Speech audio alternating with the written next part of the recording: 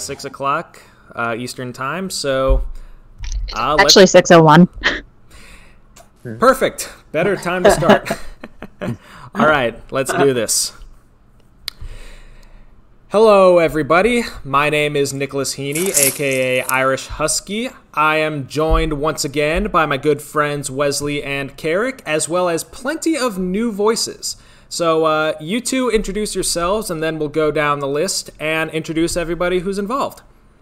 Hello, I'm Wesley Hunt, Dr. W. I'm still here on this podcast 9 weeks later, actually. Wow.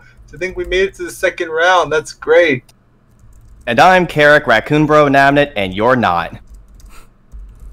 That's true. Hi, I'm Hyan Kim. You could call me Yun.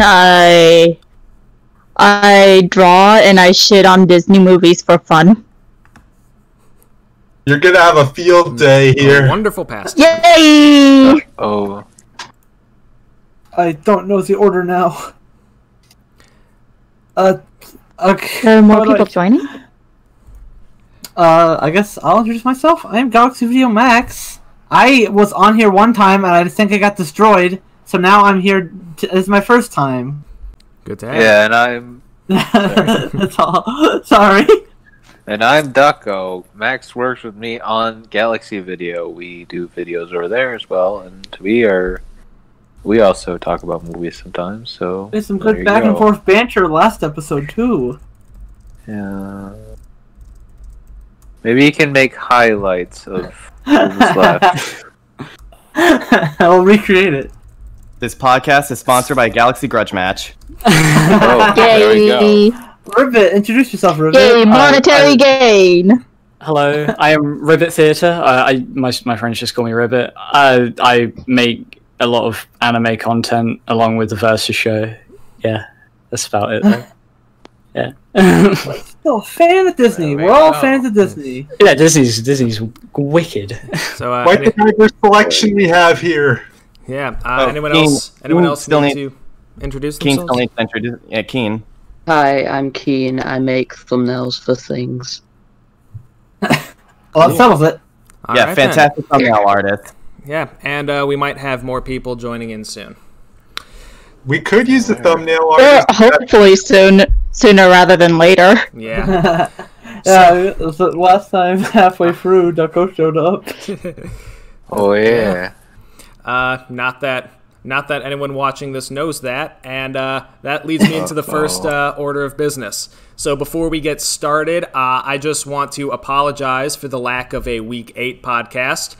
When I was doing the editing the other day, I realized that my audio muted about halfway through, which resulted in long stretches of silence, followed by seemingly unrelated commentary. And this went on for about an hour, and so I deemed the audio unusable. Because of this, there's no audio, and no audio means no podcast. It sucks, but it happens. So before we actually get into this week's matchups, I will do a quick recap of the results of... Hi, Yoda. Hi. Sorry I'm late. No problem. Quickly introduce yourself. Hello, I'm YodaJets10. I am a writer and reviewer of animation. I write stories and I review animation, but you get the gist. Yes, I do. Glad to have you here. So I'm Star Giant Productions. I'm Jackson's friend. He invited me to this server. They like to call me Rebecca, and I am a animation reviewer, critic, and editor.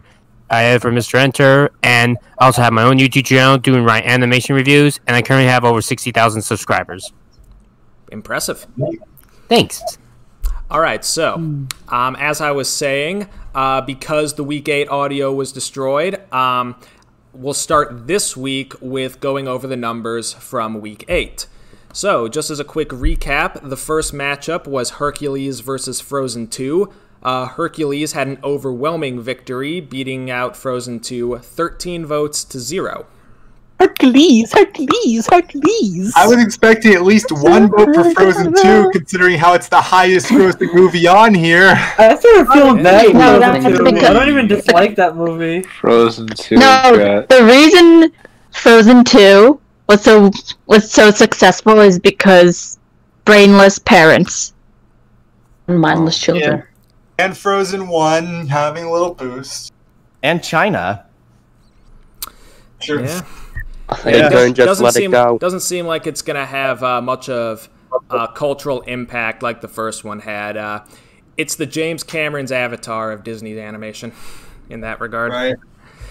Anyway, the next matchup was Sleeping Beauty versus Brother Bear.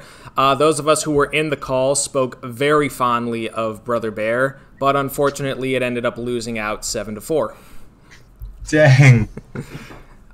Then we had Lilo and Stitch versus Bolt. And this was another situation where we had to pick one, even though the other was also very good. Lilo and Stitch won 11-1, and I still feel really bad for that, even though I voted for Lilo and Stitch, because Bolt deserves so much more love than it gets. It's kind of like in week 2 with Rescuers Down Under versus Treasure Planet. No, sorry. It was Mulan. Who won that one? Mulan won that one overwhelmingly, even though Rescuers Down Under was also a very good movie. Rescuers Down Under is gorgeous. It is. The one scene of Cody flying with the bird gives me major Ghibli vibes. Oh yeah? Studio Ghibli? Yeah, exactly. Well, anyway. We'll do the Ghibli podcast later. Anyway, the final matchup from week 8 was Bambi versus Home on the Range. I know this is going to be a very unpopular opinion, but I actually voted Home on the Range. I actually can kind of sympathize with that, because I almost voted for Home on the Range too. Didn't care much for Bambi. We were wondering who had the guts. Imagine watching Home on the Range.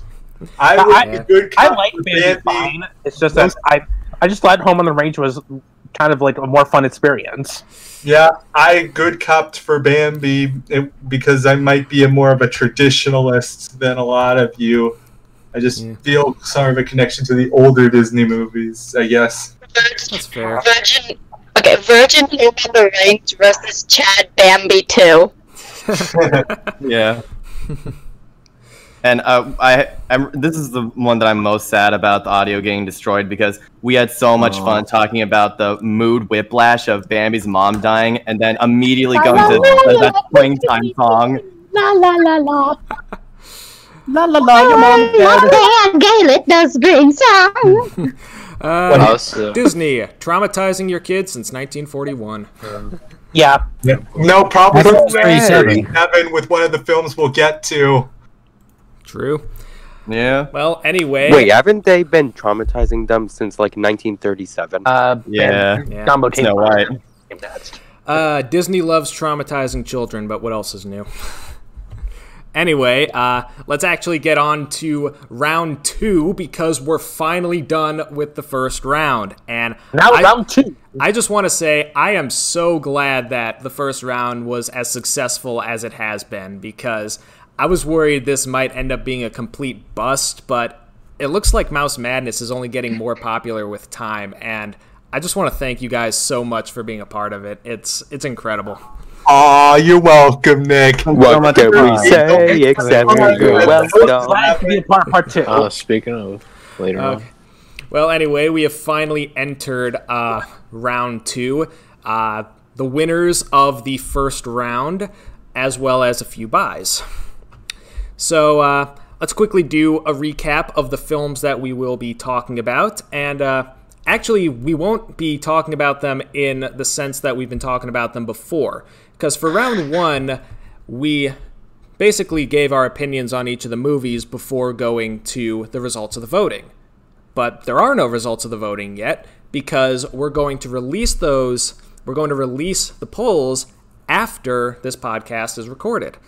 So that way it gets more of a dynamic discussion over which one we'd want to vote for, possibly convincing each other to vote for the movie we want, as it is with any standard debate.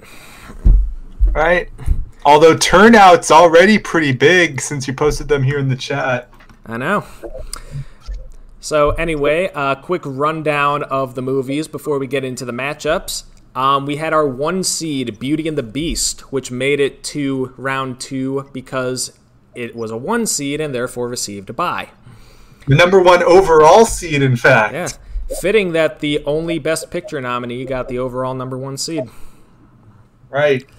Anyway, we also have the 9 seed Emperor's New Groove, which completely shut out Ichabod and Mr. Toad in the first round, 15-0. It is the largest blowout of any of the round 1 brackets.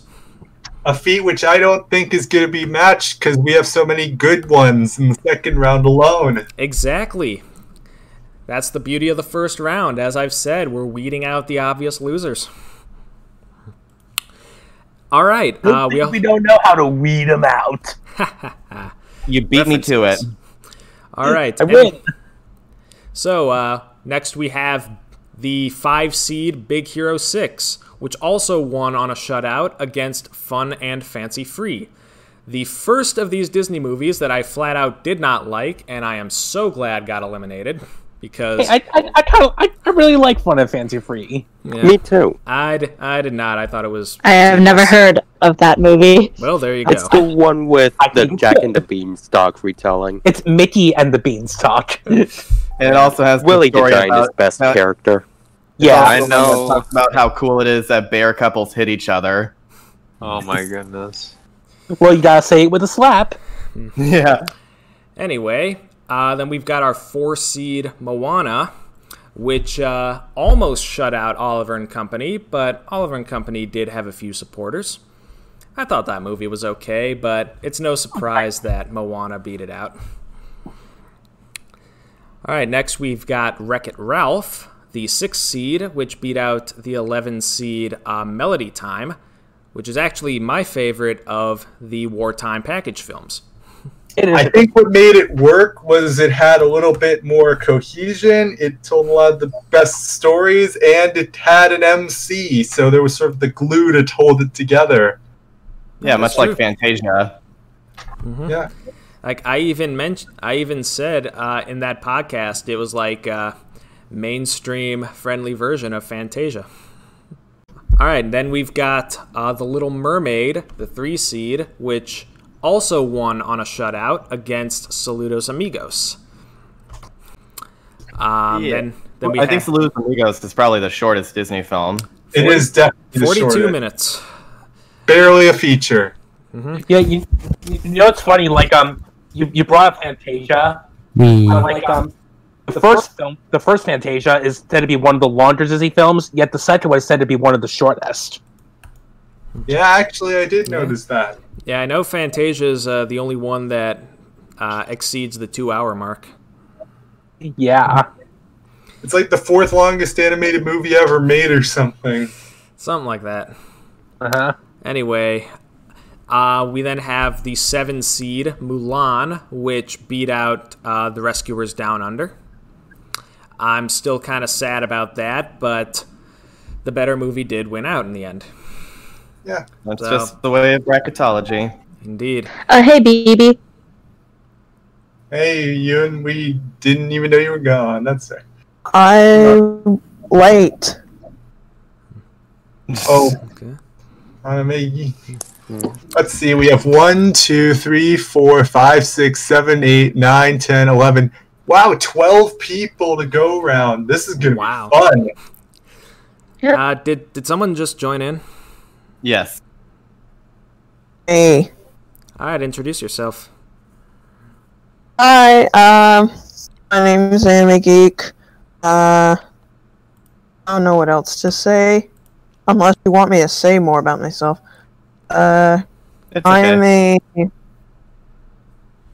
I'm just a typical fan artist and whatnot. Let's say I'm an obvious nobody. My love for Disney movies is sort of hit or miss. So, and the people that have seen my stuff know. I don't know. They don't know. They don't know what I do, and neither do I. I just draw and cry. That's all I do. Well, good intro. Regardless, I'm glad to have you here. It's always good to have more people involved with the project. Room for all types here. Never been a part. I never joined a podcast before, ever. Me neither. But there's a new opportunity for anything and everything. My first podcast too. Yeah. Don't stress out too much about it. We're all just here to have fun. Yeah. Okay. All right. So let's get to the final Class A Round 2 film, Snow White and the Seven Dwarfs, which, like Beauty and the Beast, got in on a bye.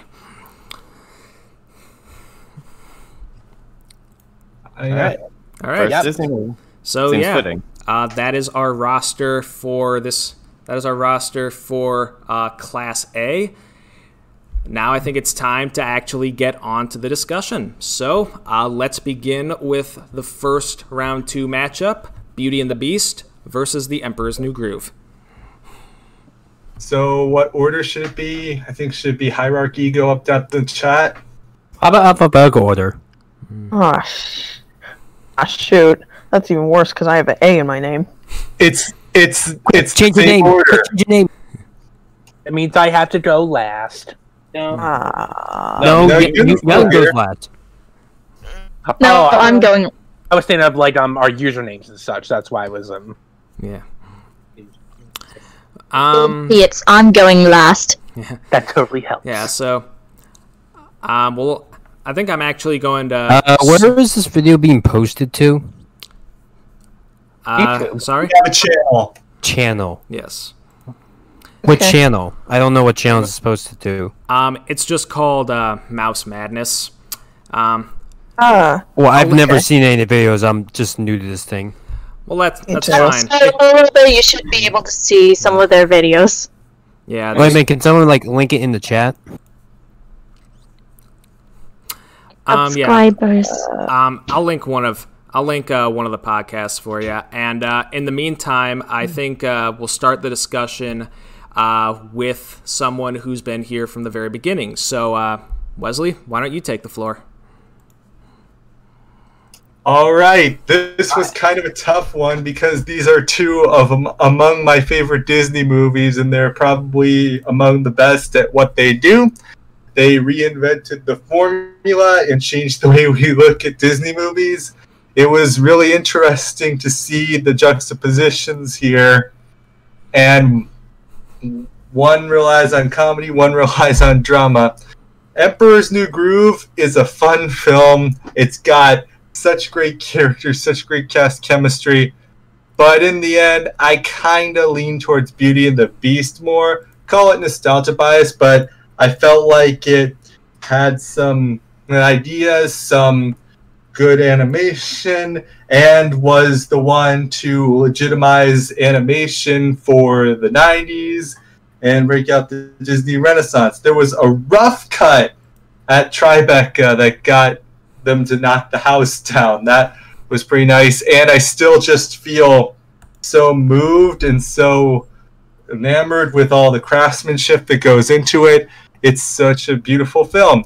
I suppose if I had one complaint, it would be the Beast's human form is always underwhelming, but to be fair, that's every adaptation, even the French film from the 40s. You don't fall in love with the prince, you fall in love with the Beast. That's kind of what I'm saying, but that's kind of a nitpick, honestly. So that one got my vote. All right, cool. Carrick, let's go to you. This is going to be a very tough one for me because Beauty and the Beast and Emperor's New Groove are two amazing films for completely different reasons, as Wes said.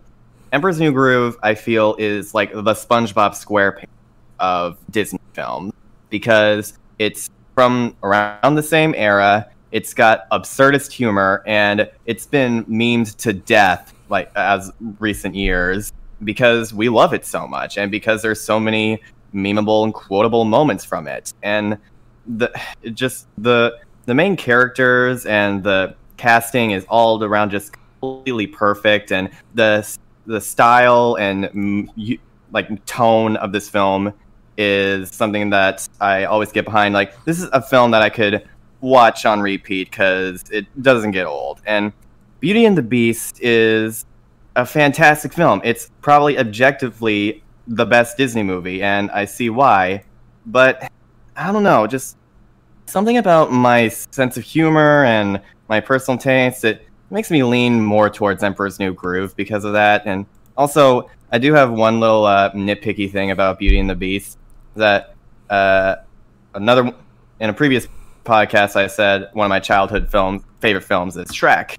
And I'm thinking about like comparing Shrek and Beauty and the Beast makes me realize Shrek actually goes all the way with the whole like love is blind message, whereas, you know, in Beauty and the Beast they kind of just say, oh, she loves him for who he is, but we'll make him hot anyway. Like, it feels like a bit of a cop-out when you think about it, but it didn't really bother me that much personally. Like, but interesting you mentioned Shrek, because that's an interesting twist on the Beauty and the Beast narrative, because the beauty changes for the beast, not the other way around. Yeah, it does. But yeah, so in the end, I've got to go with Emperor's New Groove. I love its humor and characters far too much to ignore it. So the moral of the story: Shrek is the best Disney movie.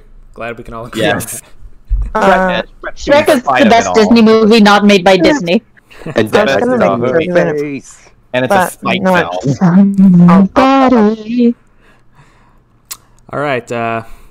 Who wants to go next? I think I can. All right. Take it away. I don't know what to say. Beauty and the Beast, I've only seen like once in my entire life, the full movie once in my entire life, so I don't really have anything to say about it. It's a pretty good movie. The animation's beautiful, obviously. At least it's not Belle's Magical World.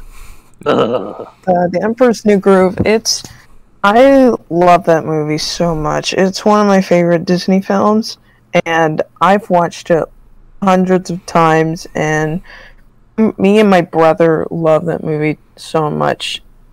The characters are hilarious. Like, a lot of scenes still make me laugh till this day.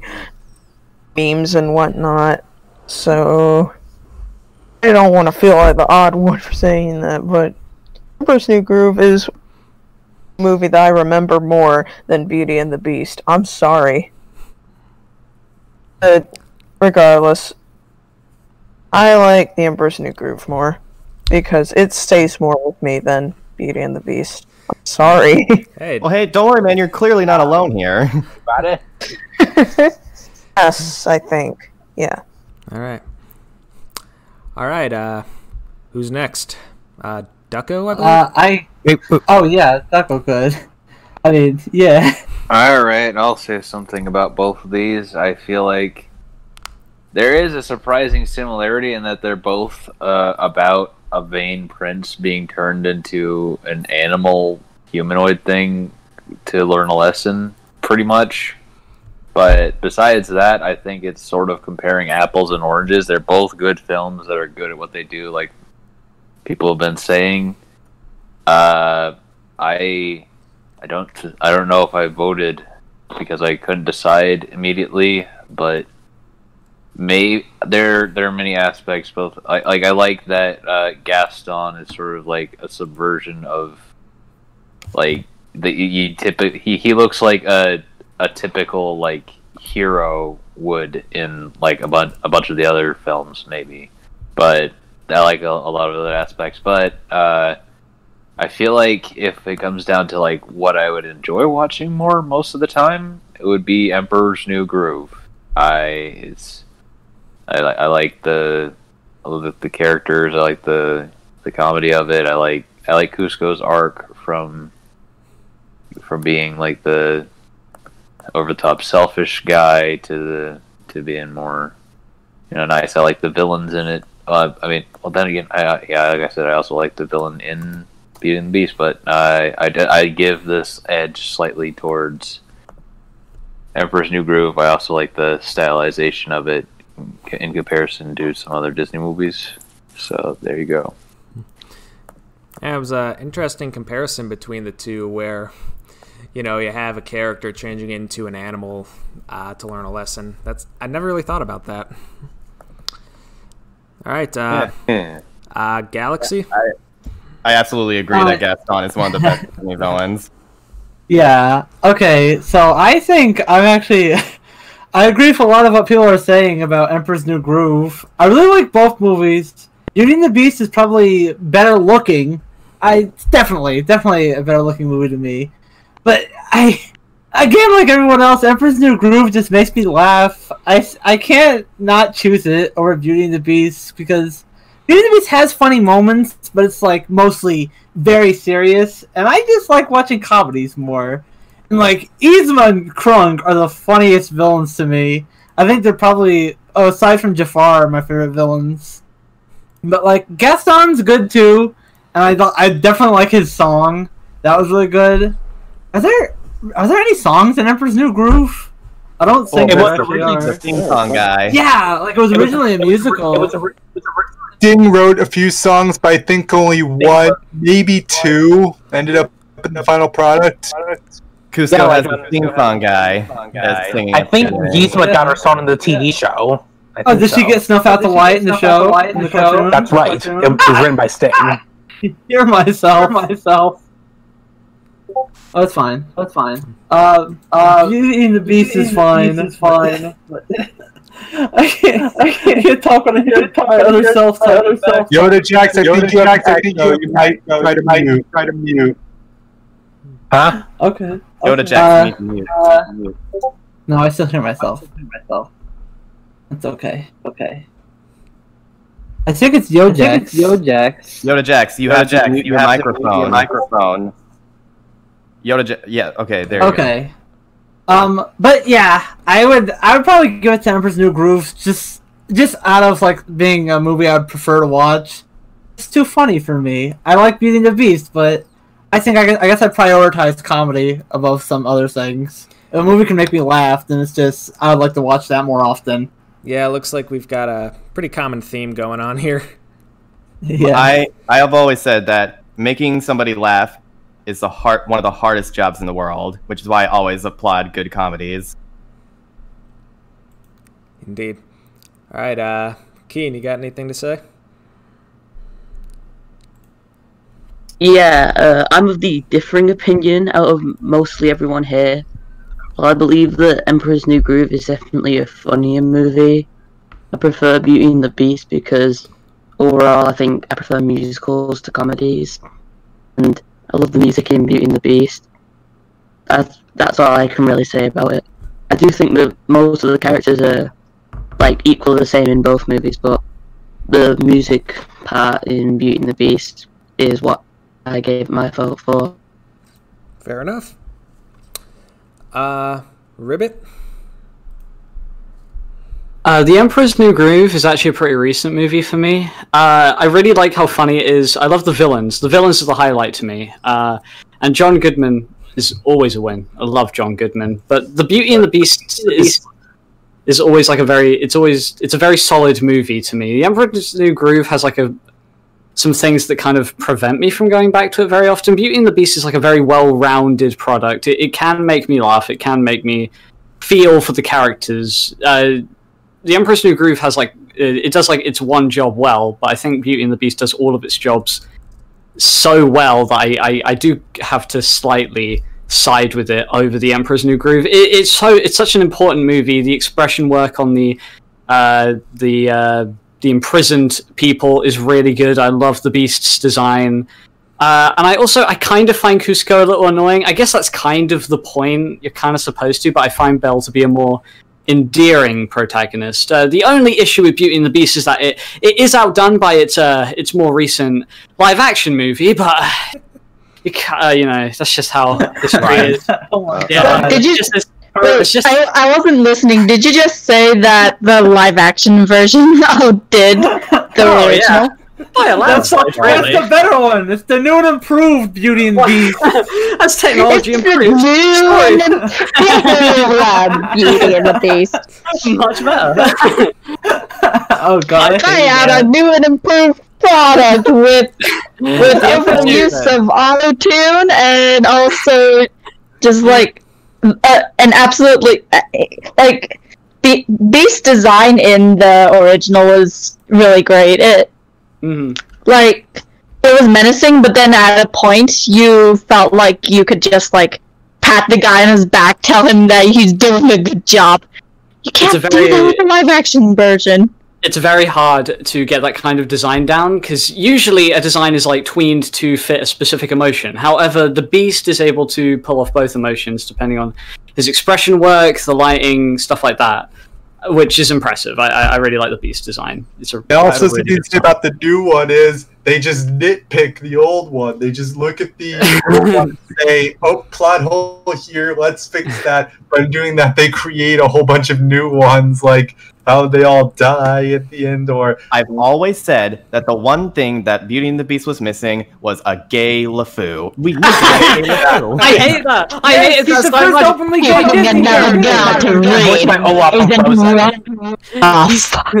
He started dancing with a man at the end. He's gay. He's gay, guys. It's a great representation. They make a bunch of jokes. They just make jokes the entire time.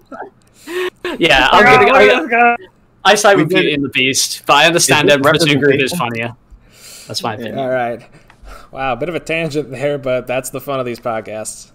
Star Giant, you're up. Yeah, Star. She's here. She's here. I'm here. Emperor's New Groove is better because Cusco's best princess. The end. But for real talk, Emperor's New Groove to be more engaging. Mute your mic. Oh, sorry. Let's see. I think the animation in Emperor's New Groove is better as a whole. Like, if I had to pick a specific moment that was the best in the whole the movies, I'd say Beauty and the Beast is better because of the dance ballroom scene. That scene's perfect. But I've never been a big fan of the rest of the animation. I just think it's good, just not the best. Whereas Emperor's New Groove, I felt there was a little more improvement as a whole. Like, there's no single moment from the New Groove that's better wise, but as a whole, I thought Groove was better. Also, I think the Omni is better in Emperor's New Groove. I always love the wrong lever part that you always get to hear. That part always just makes me laugh. I mean, in Beauty and the Beast, I do love Gaston, but I think Yzma is better. So I definitely had to go with the Emperor's New Groove. That's more memorable to me. And also, Cusco is best princess. No arguments here. Why do we even have that lever? Okay, so let's hear. I do like Beauty and the Beast and the Emperor's New Groove. They all have their own strengths and flaws. Like Beauty and the Beast having the musical numbers, and with Emperor's New Groove having the comedy. But like I stated before, with some preferring comedies over musicals, I actually have to go with both. But for choosing one specific one, I'd have to say Emperor's New Groove. Mainly because I do really love me a good comedic villain. And luckily, there's two of them. I just mainly... sorry, I'm just rambling a little bit at this point.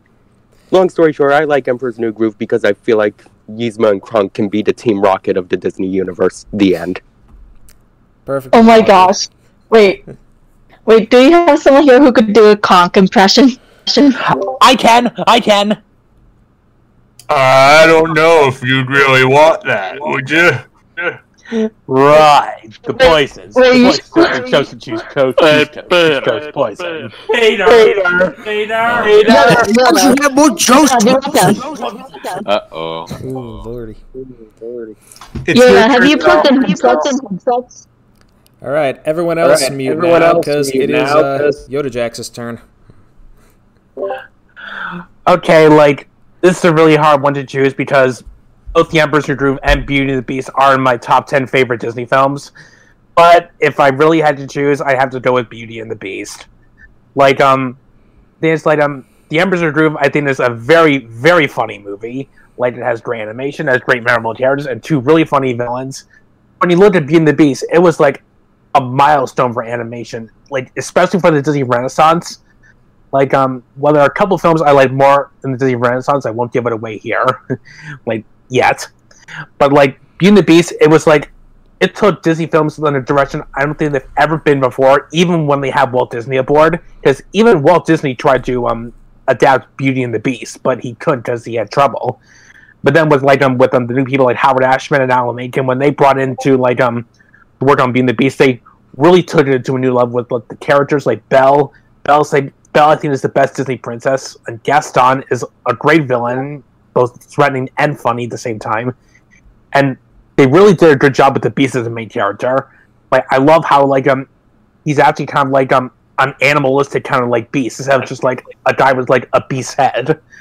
And the songs are absolutely wonderful. Like, rest in peace, Howard Ashman. Like, I know, he was like near death's door when he was working on this with Alan Menken, and like we're forever grateful for his talent.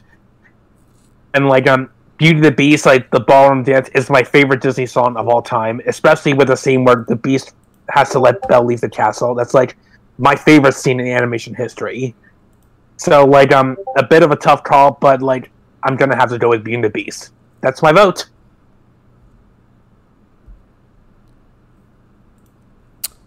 Cool. Yoon, you got anything to say? Sort of. A lot of what I've said has already been said by other people as far as I can remember. I have a really bad memory. But I had to give my vote to Beauty and the Beast for this one. Like, Emperor's New Groove is great. Its comedy is just like really top notch. Its characters are top notch. Its animation is top notch in the comedic department, anyways. But like, as someone who values artistry and a lot of stuff, stuff like that, Beauty and the Beast is art. It's just like I feel like a really stupid part of me feels like this shouldn't even be an argument, because like if you look at it, it's just Beauty and the Beast is majesty. Beauty and the Beast is like it's a passion project. It's got so much heart poured into it, and Emperor's New Groove is honestly I love it too, but it's mostly just how funny. Yeah, so that's my take. That's why I chose Beauty and the Beast. And also, one more thing, Belle does not have Stockholm syndrome. That is true. She's literally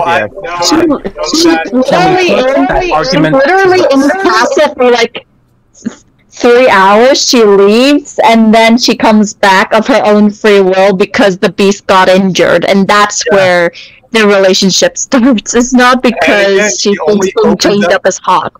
Yeah, she only opens up to the Beast after he stops being a jerk to her. There's So something much there that better wasn't than there French before.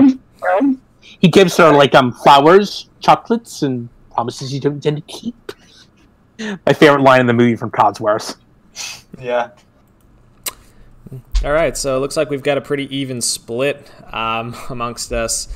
Yeah. So the main. But you, the host, you haven't told us yet. So share. So it seems like the common theme is just whether you prefer drama over comedy. For me, I prefer comedy. It's just the kind of person that I am. So Emperor's New Groove immediately had a leg up on that front. And I actually watched Beauty and the Beast for the first time last week. I tried lowering my expectations because the fact that it's the only one to get nominated for Best Picture meant that it had a lot riding on it. So I wanted to be prepared if it didn't live up to those standards. Be prepared. I'm sorry, that's a different Disney film. Yes, we'll save that for the Class D round 2. But anyway, getting back to this, watching Beauty and the Beast, I liked it. I liked a lot of moments. Songs were pretty cool. 3 of them were nominated for Best Original Song. Though I agree with the title track being the overall winner. That's a really nice song. It is.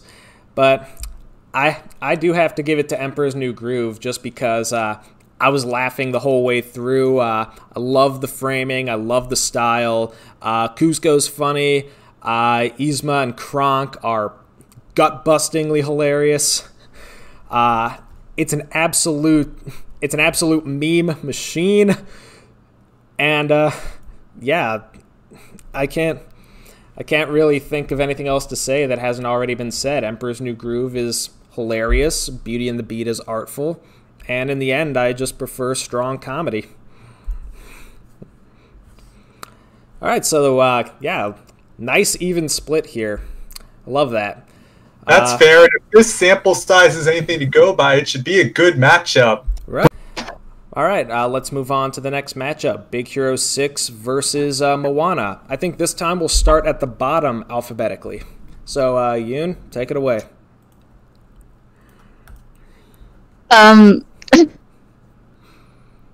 Okay. I first watched Big Hero 6 in 5th grade, right next to my friend who was studying Japanese culture and language.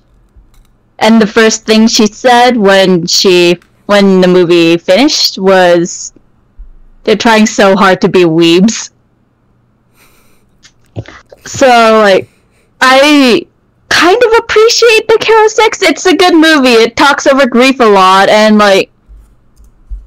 it's great. It's a great showcase of what something like that can do to people, because, like, people are messy. We're gonna like do stupid shit for the sake of our own satisfaction, but, like, no, I cannot agree with any of the actions that the villain does ultimately.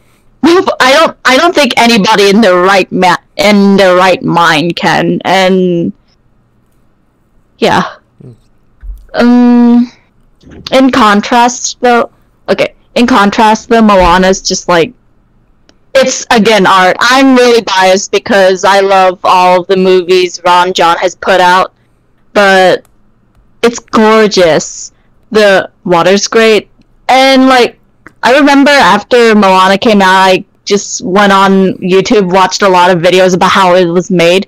It's amazing to see how much work was put into it, and, like, the directors are 2 white guys. They were getting a bunch of people helping, like, to flesh out the culture, and, like, if you watch Schaefer Ellis Productions videos, obviously the culture isn't the main focus of the story as much as it probably ought to have been, considering what the movie is. But, like, it's great. It's a great movie for teenagers to watch, especially budding ones who are still trying to find their place in the world. And, like, the songs are amazing, okay? Yeah. Also, like, one last thing, I really like Moana's design in the... Well, obviously, Moana's the only movie where Moana shows off. Wait, fuck, she was I'm so sorry. Okay, no, I really like Moana's design. She do be kinda thick, though. And yeah, I like it. It gives her a bit of a childish look. So I guess my vote goes to Moana. I'm so sorry for rambling. Hey, rambling's all we do here. Yay! All right, Yoda Jax, your take? Okay, okay, on this one, I'm gonna have to give my vote to Big Hero 6. Now, like, I really like the themes of Big Hero 6. I really like how this was, like, very different from a lot of other Disney films when you're really thinking about it, because this is actually based on a Marvel comics. Marvel comics brought to Disney animation, and I really thought that was very interesting to see. I really thought, like, the way they handled the deaths was very well done. I really like how it's like the message I feel like is really good too. Like mostly because, like, the emotion was very strong in the film. I even kind of like for the villain's motivation. It's one of the few twist villains I actually like. I mean, I'm not a big fan of twist villains, like especially with Disney's doing now. But this is actually one of the few ones where I actually was kind of like on board with. Like in Moana, I like Moana. I like it at best. Yeah. And the directors John Muster and Ron Clements are actually my favorite directors at Disney. Like I love their works on films like Aladdin, The Little Mermaid, like even films like Treasure Planet. Like I love all the movies they work on. Moana is my least favorite of them. Like even though I do like it, I like Moana as a character. Maui has a lot of really great moments. I love the animation. Ron and John always do a great job of like making their films really accurate to designs, like they did with like Atlantica, like Agrabah, Mount Olympus, and in New Orleans with the Princess and the Frog. Like Moana looks good too, but it's mostly just set in the ocean, and like the ocean's great and all, but like being set in the same place can get a little tiring at times. But like I like the comedy in the film too. Like though sometimes the movie can be a bit cliche, like with like the Act 3 breakup and such. And I'm gonna be honest, I did not like the chicken. Hey, I didn't. I just thought he was kind of a pointless character. He didn't really have that much of a personality. I thought they were going to include the pagan, like I think Pua is his name, because he looked like he had more of a personality. Hey is just there. He's just a chicken that's just there. He didn't really do much. But other than that, like I think it was a good movie. But ultimately, I have to go with Big Hero 6. So Big Hero 6, that gets my vote. All right. Thank you for your perspective. Wesley, you're up. You may remember I wasn't too crazy about either of these films in the opening round. I thought they were both just on the side. But I ended up going with Big Hero 6 simply because I found it a little bit more memorable. Moana, again, kind of played it too safe and didn't really push the envelope enough for me. Big Hero 6 at least had a decent gimmick of being based on a Marvel comic. So as a superhero movie, it was kind of a genre shift for Disney and a unique entrant into the canon to have a superhero movie now alongside their big fantasies like Beauty and the Beast and Aladdin. So this one is kind of an update for the new era, and it also had a decent character in Baymax that I could connect to. He was my big sticking point for it.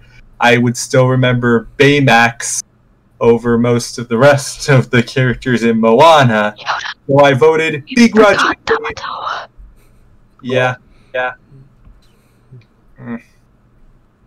I voted begrudgingly for Big Hero 6. Yeah, that makes sense. Ouija?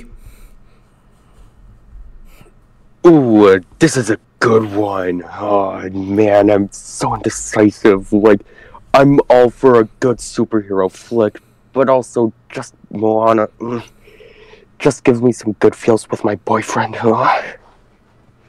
I'd have to go with Big Hero 6 personally. I'm just a sucker for superhero flicks. And I like the whole dealing with grief part about it. And I just really want to hug Baymax so bad. Yes, we all love the giant marshmallow man. Hopefully the Ghostbusters don't get to him.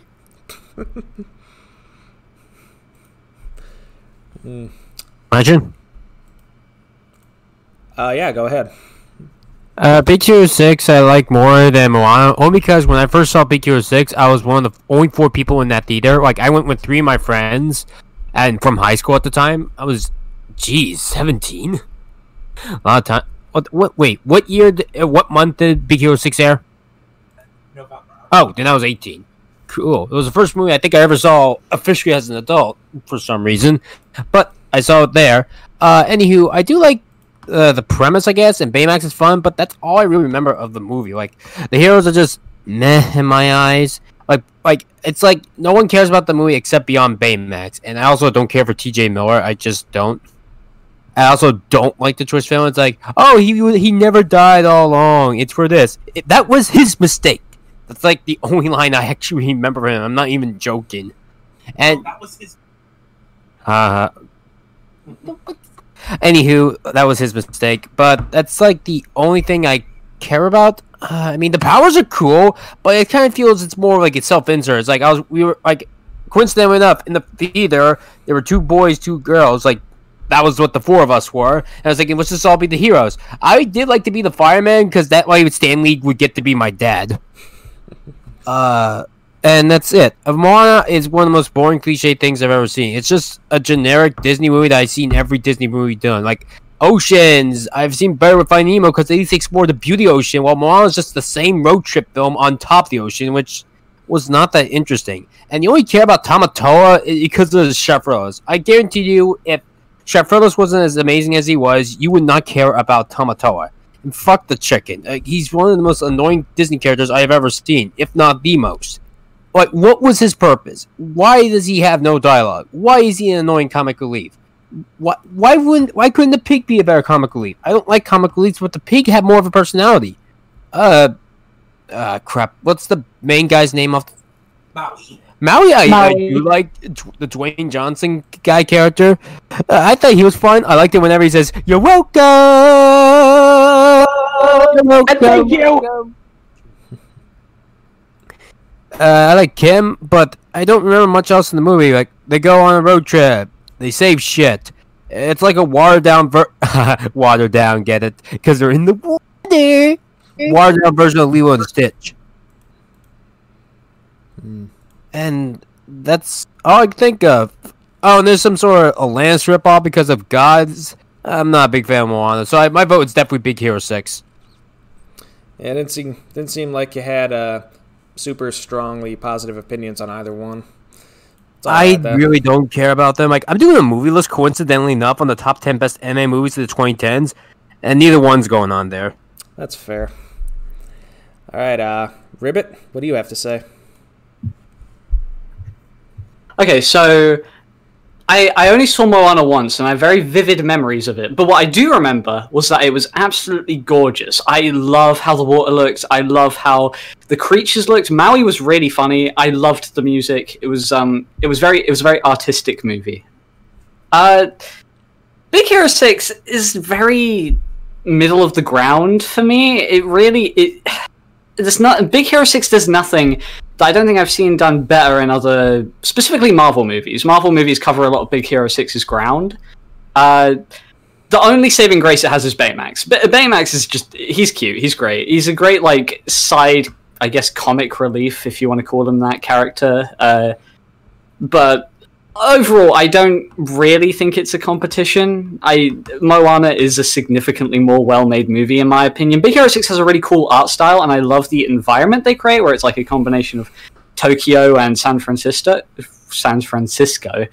But yeah, Moana it's gorgeous. It has overall better music, obviously, because it's a musical, and I find the characters more endearing overall. So yeah, I give it to Moana personally.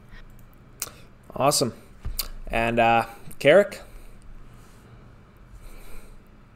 All right. I feel like with Moana, since it's one of my personal favorite Disney films, I'm going to need to defend it a little bit here.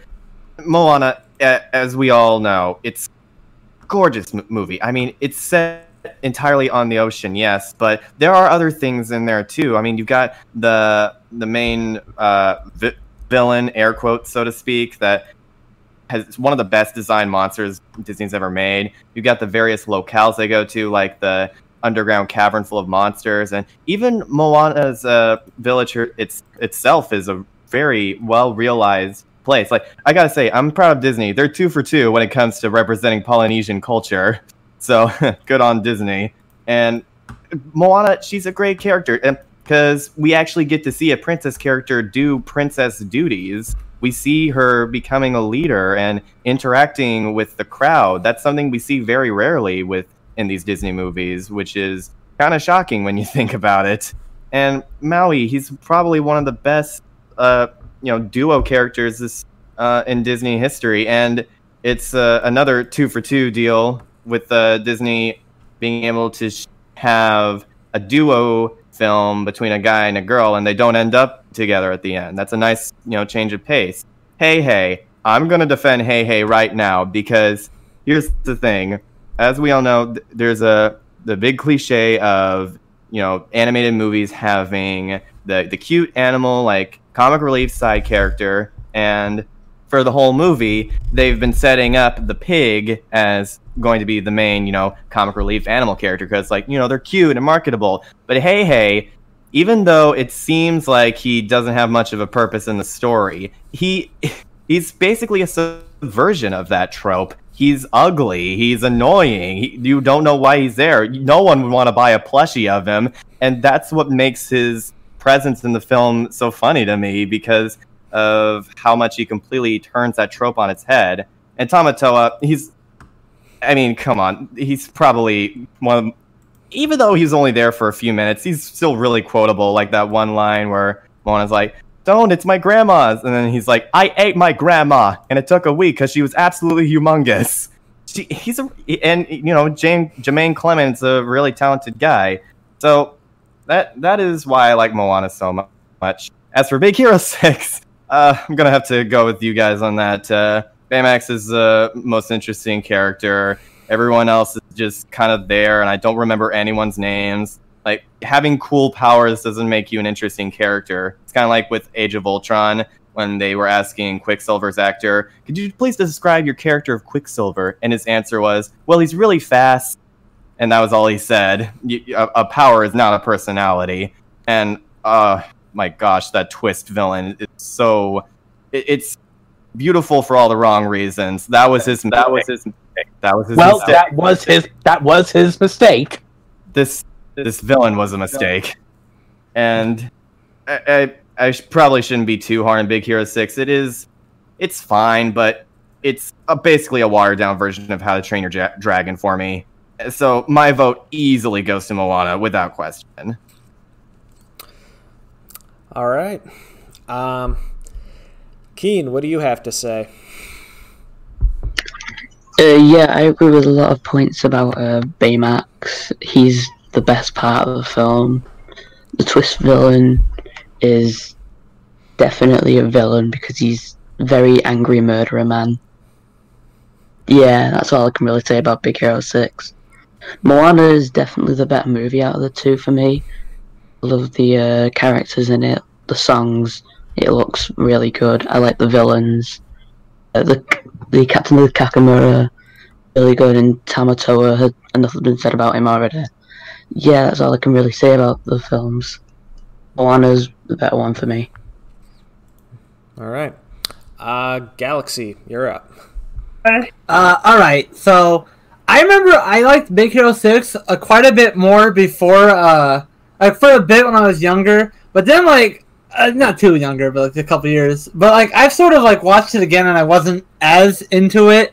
I think T.J. Miller's character Fred, I don't really like him that much in there. He's supposed to be the funny man of the group, and that really cripples the movie for me sometimes.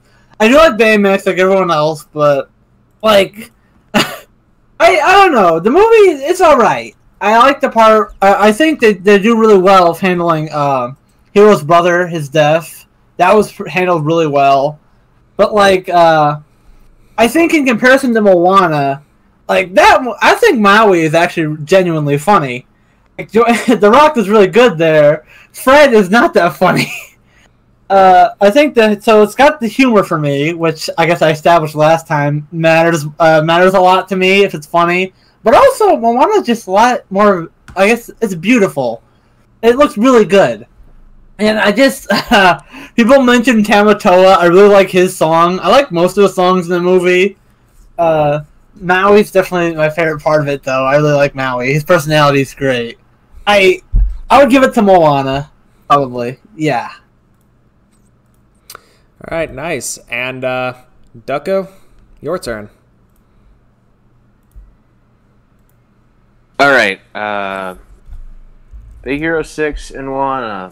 Unfortunately, I have not seen all of Moana. I did not feel like I should vote for Big Hero 6 over Moana, though, because from all that I know, Moana is better than Big Hero 6, like just generally constructed as a movie. But I think when I watched it, Big Hero 6 was alright, and I like Baymax, and I like Go Go.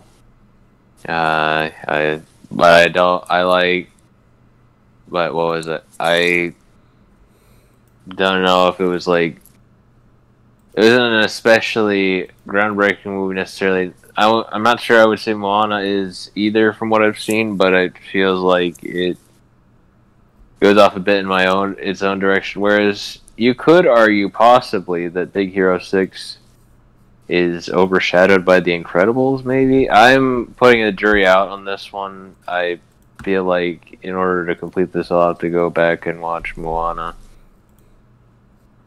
So there's my take on that. Alright, and now it's my turn. So first of all, I just want to say that this matchup seems surprisingly fitting, considering both movies were well received, did well at the box office, but also came right off the heels of much more successful movies, with Big Hero 6 coming right after Frozen, and Moana coming out right after Zootopia. So just on that alone, the matchup seems fitting. As for how I feel, honestly, looking back on these, I don't remember too much of the specifics of either movie. I will say I appreciate how Big Hero 6 took some very mature and even dark topics and the way they handled them. Of course, Baymax is a big fluffy marshmallow man. Twist villain, not the worst that I've seen, but I think at this point, oversaturation has killed any interest for that. At the very least, he gets exonerated at the end, so that's a nice touch. They don't just let him off the hook. So yeah, Big Hero 6 does a lot of cool things. I'd probably still give it to Moana, though, just because, for all the talk about how cliche it is, honestly, I kind of appreciate it for that. I appreciate its simplicity, I appreciate its straightforwardness, and it just makes for a really pleasant time, And I love the songs. They were written by Lin-Manuel Miranda, who of course did the music for Hamilton. My sister is a huge fan of Hamilton. Cool. I love Moana as a character. Love Maui. You're Welcome is the best song in that movie. Even over Tamatoa's. That movie except You're Welcome. Yes, I like it even more than Tamatoa's song. I actually wish I remember more about Tamatoa because I think going back I'd love him a lot more, but just because it's been so long, the memory's kind of fading. But okay, so there's a giant enemy crab. Attack its weak spot for massive damage. You're all too young. I'm less than a year younger than you. Come on. But well, yeah. If it was mean, I got it. I'm only 3.5. Yeah. So, yeah. I remember liking these movies fine. Don't have too many specific memories of them, but I think over time my opinion on Moana has improved while Big Hero 6 has largely stayed the same. So I gotta give it to Moana. And once again, it seems like a nice split, although it seems like Big Hero 6 had the advantage here. But we'll see what happens when we extend the voting to the public. In the meantime, let's move on to our next matchup. Wreck-It Ralph versus The Little Mermaid. We're going to start again at the top with Ducko. Take it away. Oh, dang. Wreck-It Ralph and The Little Mermaid. Well, Wreck-It Ralph is a movie I really like that I didn't like the sequel as much, unfortunately, but we're not supposed to be talking about the sequel today. Talking about the first Wreck-It Ralph. I really like the premise. I really like what they do with turning the simplistic video game bad guy into giving him his own arc and all that. Little Mermaid, it basically was the start of the Disney Renaissance of the late 80s to the early to mid 90s ish, late 90s ish, and arguably along with Who Framed Roger Rabbit.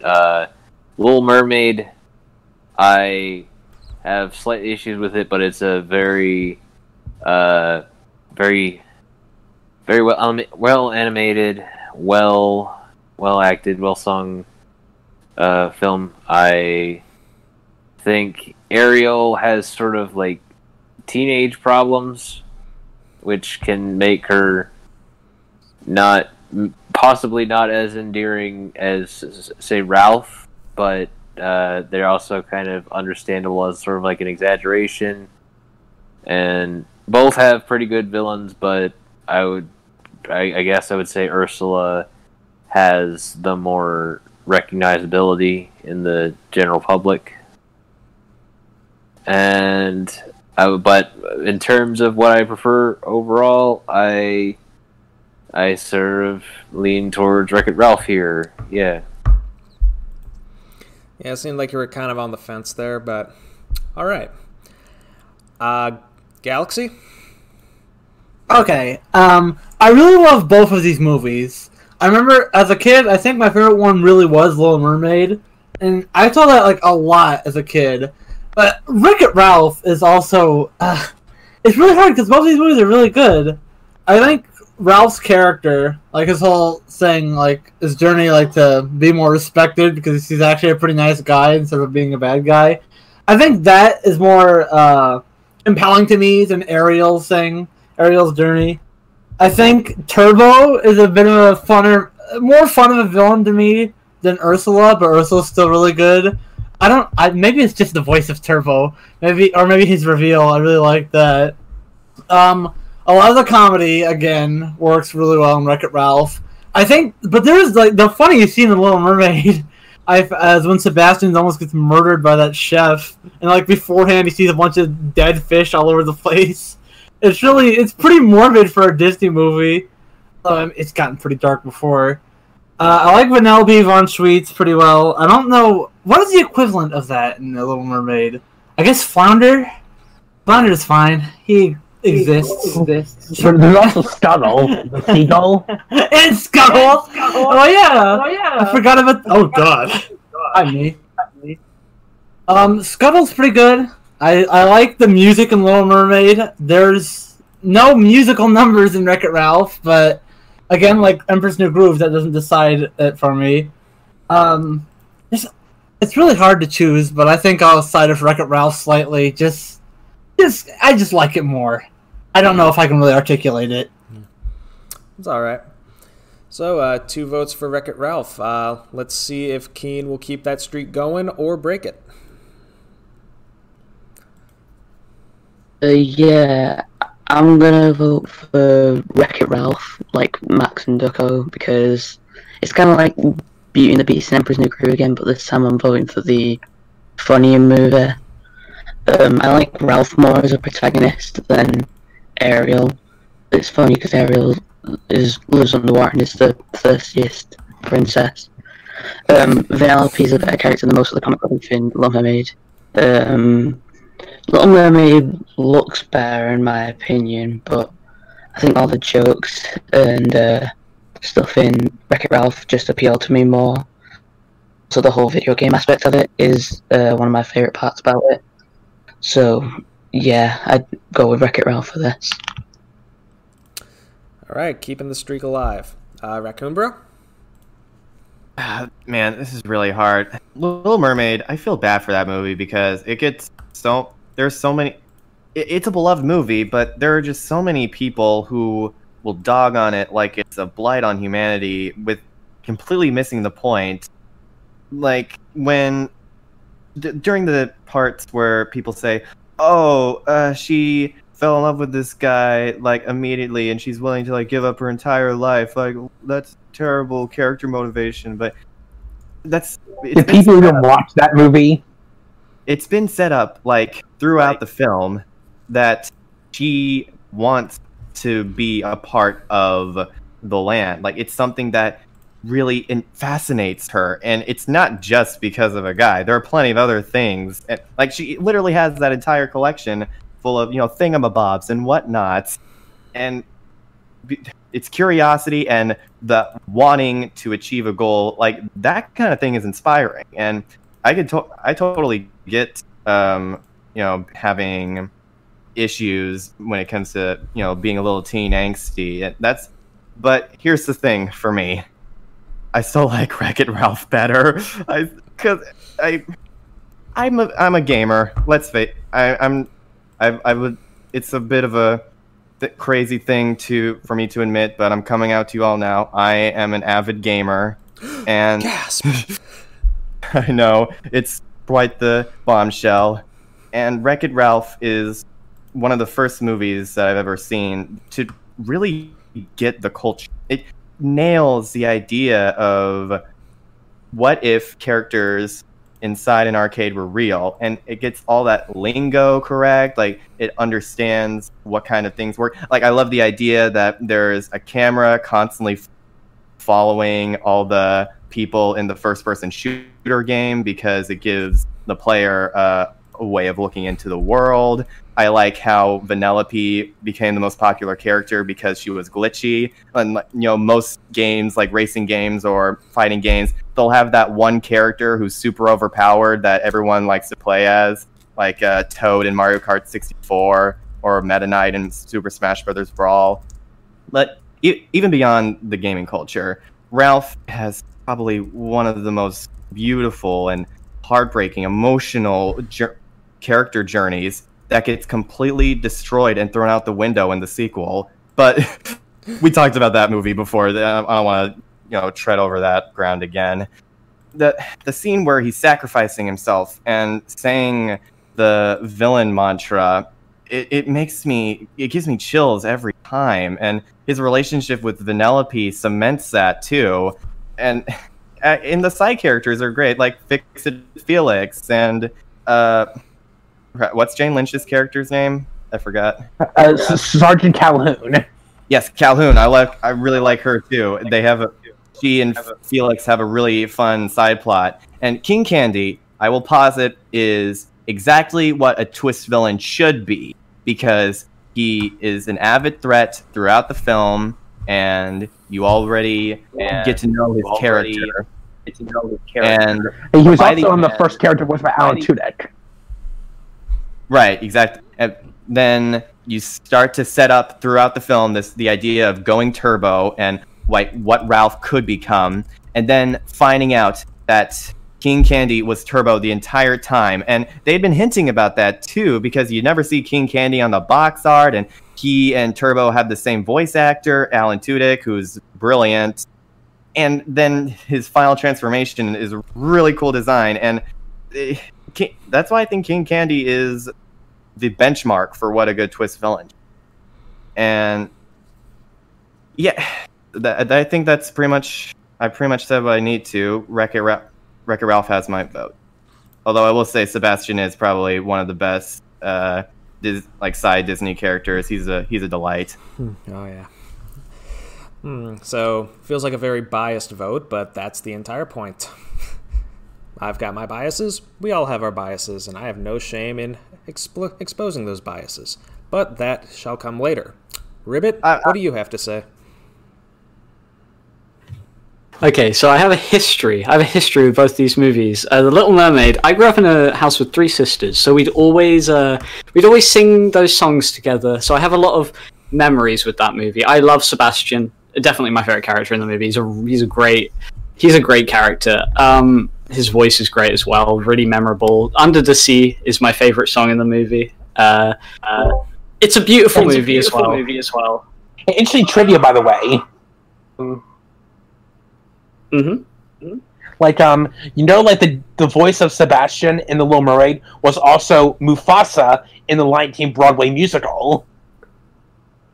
Nice. Yeah, Samuel Lee Wright. That's what his name was. Just so I point that out there. It was a nice bit of trivia. Quite the career arc. Okay, so Wreck-It Ralph I have a different type of history with, though. because my good friend Max, who's in this call right now, has changed many of the scenes that are supposed to be really sad into really funny scenes to me. Like when Ralph destroys Vanellope's car. That's my favorite scene in the movie. I think it always has been. Max I'm sorry, Rivet. You know how when Ralph breaks the internet, he sings Rickroll. Max put that song over that scene, and that's what I imagine when I'm watching that scene. Is Ralph trolling Vanellope by destroying her car? You monster! I'm sorry. With that said, I think that's made me like the movie more. I think Ralph is way funnier to watch. The Little Mermaid is a very nostalgic piece, but I'll only watch it if other people want me to watch it. I will go out of my way to watch Wreck-It Ralph, and like Raccoon Bro said, I really like the video game idea. Like when Pac-Man appeared, that was cool. I like how Sonic is in the game, is in the movie. No, it's not a game. I just like a lot of the video game referential humor. It's not forced, which is good. It's not like it's not like you need to be a fan of video games to like the movie. It just heightens the experience if you're a fan of video games. It's a very good video game movie. Is basically what I'm saying. I overall think I prefer it. I think I prefer Wreck-It Ralph a little bit. Bonus points when it comes to representation because they get all of the video game characters official voice actors for cameos. Cool. That too. I thought it was impressive how they got the official Sonic. Yeah, even the live action Sonic couldn't do that. Okay. All right, things look a bit one-sided here. Star Giant, take it away.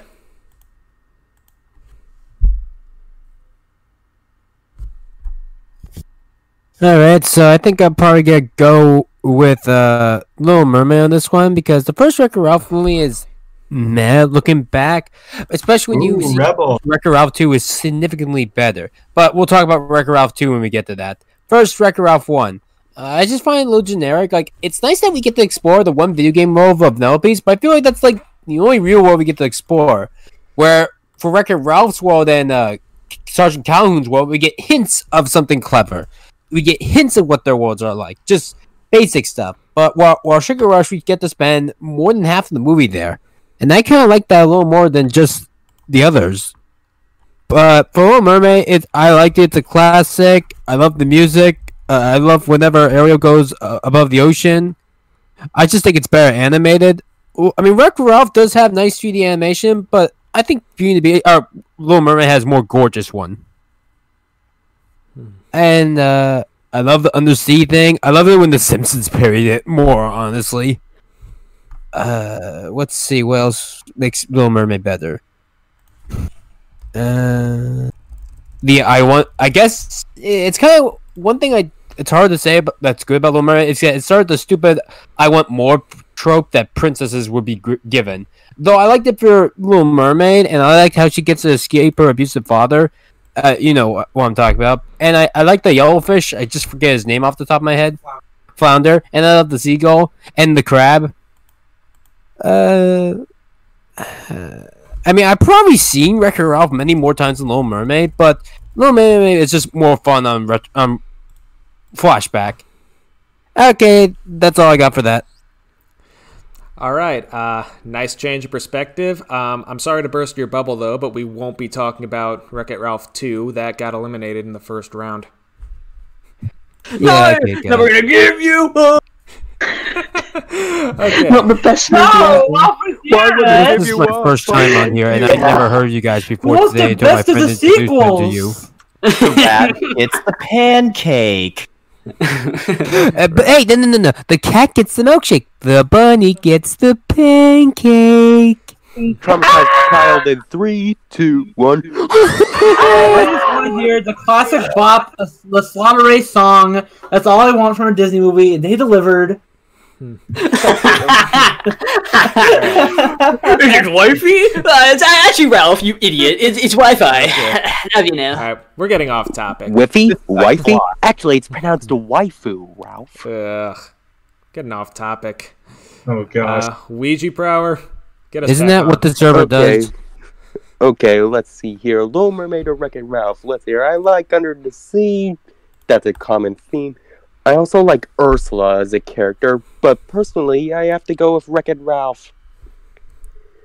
mainly just I love how King Candy is portrayed, especially with the subtle bit of foreshadowing, how he's like more like Western animation designed compared to like the whole anime-esque Sugar Rush. And just that Mad Hatter-esque voice with the "Have some candy!" have some candy, my friend. I just love King Candy's characterization, along with Ralph being like the kind of, you can be a bad guy, but you aren't a bad guy type of whole characterization, along with how he traverses through the whole movie. Anyway, I just have I have to say Wreck-It Ralph. All right. Wesley? All right, this is pretty interesting. Wreck-It Ralph's a fine movie. It's something I kind of enjoyed, but you may recall that I voted against it in the first round.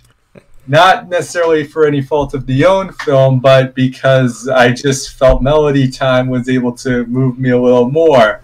Wreck-It Ralph's alright. It's got some decent ideas and characters, but it's not necessarily something I would revisit as much. Little Mermaid, however, is something I can and have gone back to pretty frequently.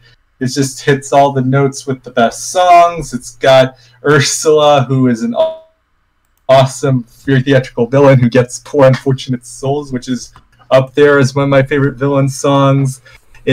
It's able to be great story, and it just has so much heart and love put into it. Some may say it might be a little by the numbers, or that Eric isn't really as interesting, but he's kind of cool.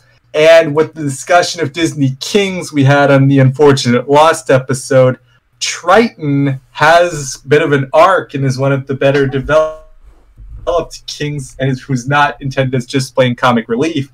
He's the one who has to own up, who has to be less racist.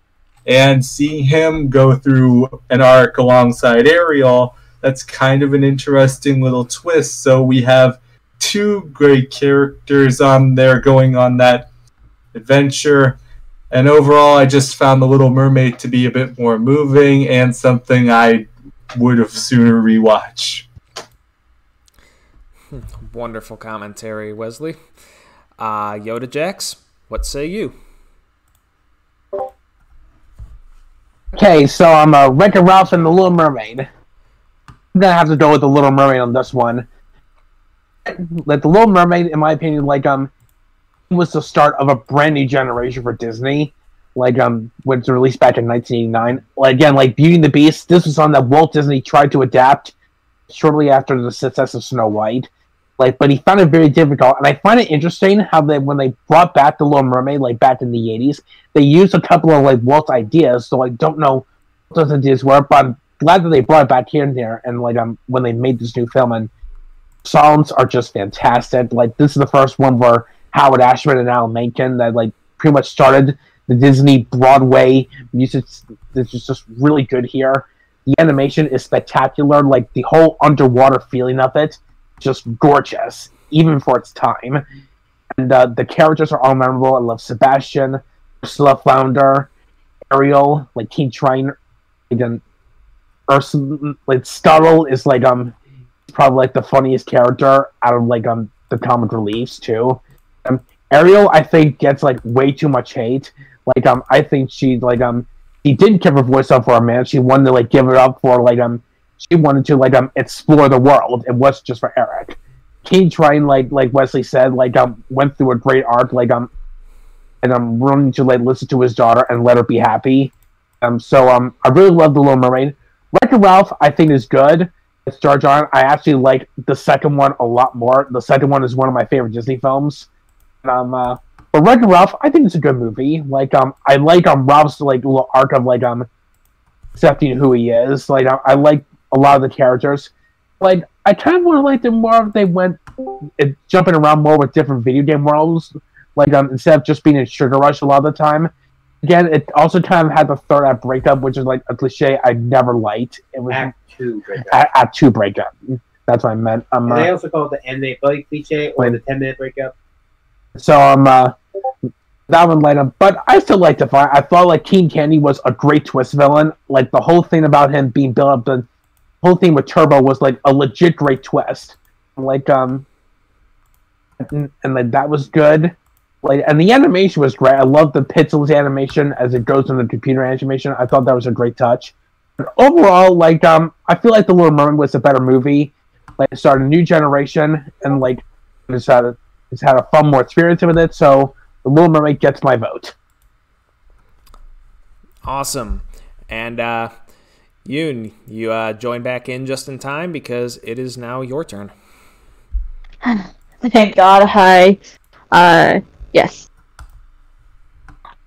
10-minute breakup, animated body cliche. The thing is that, like, the breakup is initiated by the main villain of the movie, so I really don't mind it, and it makes for a nice moment, a nice moment when Ralph brings the car back to her. I think this is probably the breakup cliche that I enjoy the most in an animated film. Can you hear me? Yeah. Okay, great. Thank God. Yay. Satisfied. Guys, check out Galaxy Video Max's channel. He has some high quality shit posts. Damn, so sad. Okay. Yeah, I heard earlier about how someone, I don't remember who, someone said that they would only watch Little Mermaid if someone had made them do so, and I beg to differ. I would watch Little Mermaid completely unprompted. It's really gorgeous. I really love this style. I don't know why. Oh yeah, no, I do know why. It's because of the thin lines. But, like, Wreck-It Ralph is just more solid. The argument that Ariel does act a little selfishly is, I think, both valid and invalid. Like, she's a teenager. She's a headstrong teenager who doesn't know a lot about the world. Of course she's gonna do that kind of stuff, but at the same time, she's a headstrong teenager who doesn't know a lot about the world. So, she's stupid. But, like, otherwise, Wreck-It Ralph is just really solid. The scene where he sacrifices himself to punch the candy volcano, it really gets me a lot, honestly.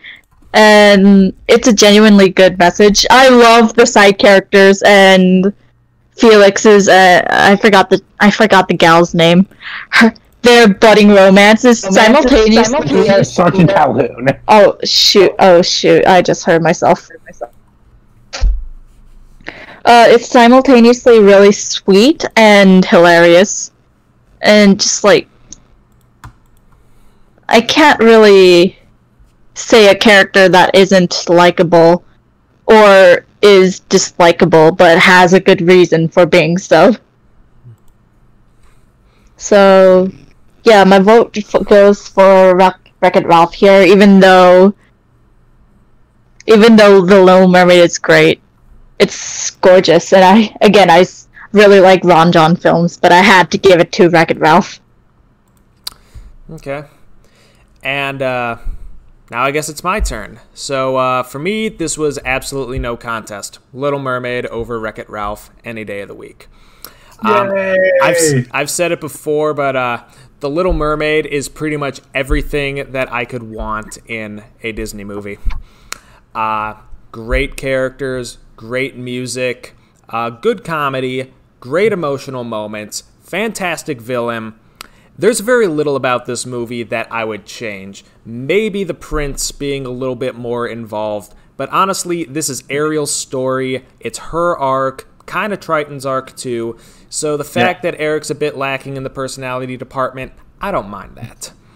Right, but again, Disney kings are underrated. Right, and my own take on Ariel's behavior, like going to the surface. People who say that she's doing this just for a man, how myopic can you get? Seriously. Her fascination with the surface. The part where Triton crashes the grotto? Her fascination has been established from the very beginning of the movie. And, you know, even though you could make the argument that she fell in love with Eric at first sight, but even then, you know, that's not what drove her to go to Ursula. What drove her to go to Ursula was the fact that her father completely destroyed her treasure trove, which was incredibly personal to her. Exactly. And very much an abusive power move from Triton. And King Triton felt really bad about it, like, as soon as after he did, you'd see the look on his face. He felt was like, oh, what have I done? I really blew it this time. Yeah, exactly. And that gives him a bit of humanity, but, you know, just from Ariel's perspective, that was crossing a major line. And the first sign she got to get out of there, she took it. You can't fault her for people taking advantage of her in that vulnerable state. And that's what makes Ursula such a great villain, because she knows how to prey on that insecurity and, you know, that vulnerability. So you cannot blame Ariel for going to the surface after what Triton did. No.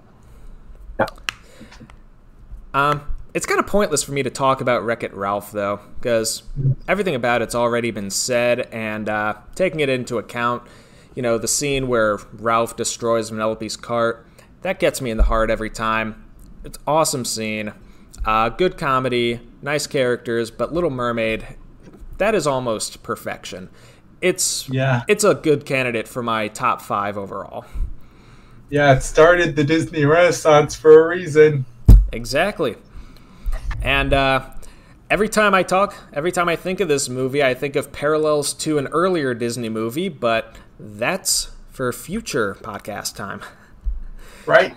I'm looking forward to that. Yeah, so in the meantime, we covered a lot of good ground with this matchup, but let's get on to the final one. And I do just want to establish, I still think Little Mermaid is a fantastic masterpiece of a film, but, you know, you gotta choose one. Yeah. But anyway, let's get to the final matchup, Mulan versus Snow White. And I'm actually going to start off with this one because Mulan, from the very beginning, has been one of my all-time favorite Disney movies. Like, you know how I said Little Mermaid was probably in my top 5? Mulan is probably in my top 3. So this gets the easy choice over Snow White, largely off of the strengths of Mulan, which, you know, as a movie that's, you know, pro-feminist, I think it does an excellent job getting its point across. You know, it's not just, you know, girl power where Mulan is instantly good at everything that she does, overpowering the other men. No. She starts off on the same level as those other soldiers. She has to work to get to the level that, what was his name? Li Fang? Shane. His name was Shane. Yes. Yeah. To get to the level that he expected of them. And because she grew up, you know, with a different lifestyle than the men, she has different ways of figuring things out. Like, she used her ingenuity to get that arrow off the top of the post. And they follow in her ingenuity while she also follows in their basic strength training. So it's a mutual trade-off. And of course, I can't talk about Mulan without talking about the tonal whiplash. Girl worth fighting for. They're all singing that song about how awesome it's going to be a soldier. They're going to get girls. They're going to get honor. They're going to get glory. This is going to be great. And then they get to that village and, oh, this is war. This is not fun. Oh my God, what have we gotten ourselves into? That is brilliant. One of my favorite Disney moments, period. Now, comparing this to Snow White almost seems almost seems kind of pointless because Mulan has such an edge over it. But I do think that, like Big Hero 6 versus Moana, this is a very fitting matchup because you've got the original Disney princess versus the best Disney princess. Yeah, I'm sorry. Mulan is basically no contest my favorite Disney princess. I love Ariel. She's cool. Mulan is badass, and she gets the slight edge. But bro. Yeah. I guess I can talk about Snow White a little bit. It's pretty. I'll save my analysis. It's pretty. It has decent songs. Yeah, I was not really into this. Old school Disney just doesn't do it for me a lot. Like, it's very much atmosphere over, quick storytelling, and that just isn't my style. I actually found myself quite bored throughout most of it. I feel like they could have told the exact same story in 20 or 30 minutes, but the fact that the movie is 80 minutes long, yeah, a lot of it just kind of drags for me, and it's kind of hard to get through in a single sitting. So, yeah, that's my take on Snow White. Mulan gets my vote easily. Yeah, I can understand. All right, so let's start from the bottom. Yoon? Hi, I was just singing, I'm sorry. What's your take, Mulan or Snow White? Mulan, no question. Can you elaborate? Okay. When I think Mulan, I think, You think, good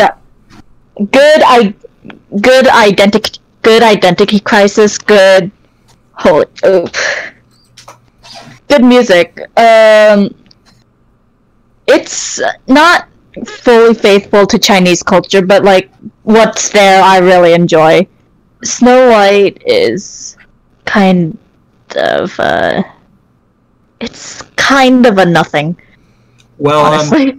Well, it may not be entirely faithful to Chinese culture, but at the very least, the two leads are Chinese, so I can let it slide.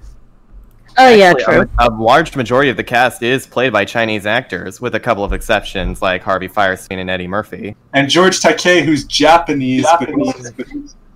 Oh my!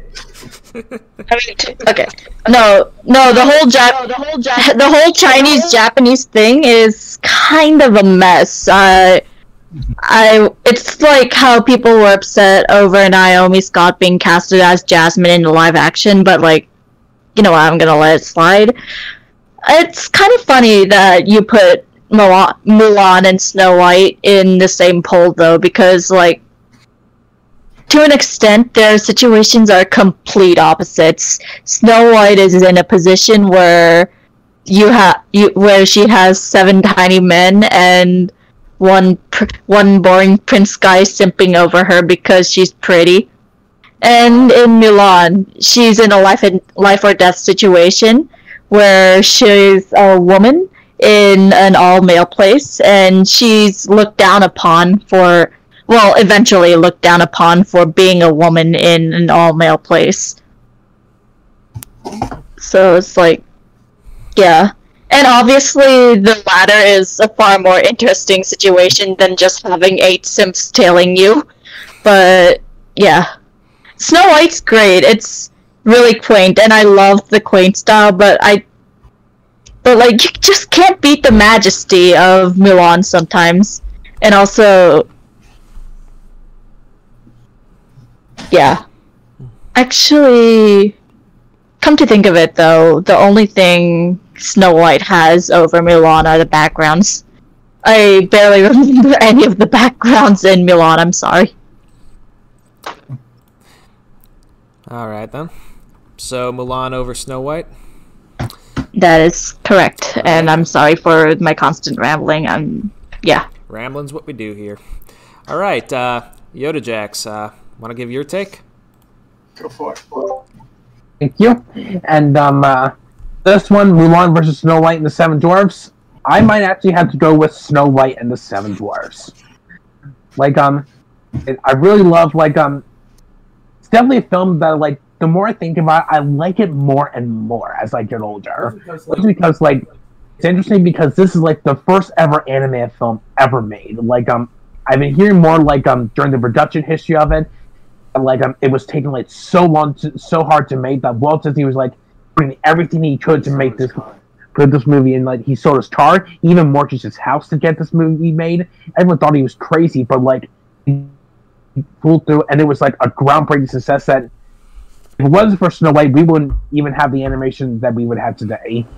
And like I actually think Snow White gets a bit of a bum rap as like a protagonist. I think she's like she has such a sweet voice. She has such a nice personality. Like I don't think she was like weak as other people say. Like I felt that under like the worst place she's in, she tried her best to keep like a positive attitude and just like and be the best person she can during this. Even when she was like and like teach the dwarves how to become like are better people and all such. Like even Steven Spielberg said that Snow White was a good role model. And, like the other stuff for Snow White was great too. Like the animation is absolutely spectacular. The dwarves themselves are just such memorable personalities. The Queen and the Witch terrified me as a kid. Like the Witch especially like gave me nightmares for years. Like the songs are wonderful. Like the ending still gets me emotional even to this day. Just like it's a beautiful ending. So I really love Snow White. Mulan I love. Yeah, I really love Mulan too. Not the sequel, Mulan the original one. Not the sequel is the sequel. Bleh. But like Mulan I love. Like I love the atmosphere of it. I love like music especially. I Want to Make a Man Out of You. Mulan is a great character lead. Mushu is a great comic relief. Eddie Murphy voices him perfectly, even though I like Donkey from Shrek more. Like the other characters great too. Like Jane is a great one, and like you mentioned before, Big Mood Whiplash to a girl with fine fortune the Burnt Village is such a powerful scene. And you could get like, especially with the dead bodies everywhere, like that's like really hit you home. And like the ending, Mulan and her father is such a great, powerful ending to end on. Like, I love Mulan. Like, it's a really great movie, but I have to give my vote to Snow White mostly because I felt like it has more of a personal connection with me, especially knowing like I went through to get made. Oh, I love both films, but I'm giving my vote to Snow White. Okay. Yeah, it seems like you have more of an appreciation for Snow White, and that's kind of the tipping point for you. Yeah, pretty much. All right, fair enough. All right, Wesley, you want to go, or are you using your? I'm good. Everything's fine. All clear. All right, cool. But anyway, I'm with Yoda Jax on this one. I kind of had a lot of mutual respect for Snow White. Mulan is pretty good, but Snow White is just something that grabs you by the heart and holds on. It's a story built around emotion, and I think a lot of the simplicity in the atmosphere kind of works in its favor. I said before that the traumatizing was kind of Disney's brand since the beginning. Not a lot of the Disney movies were the ones that really scared me away, but this movie, the transformation scene into a witch, that was the scene that messed me up as a kid. And I did some research on the film with German Expressionism that Walt drew influence from, and trying to capture the idea of the German wilderness.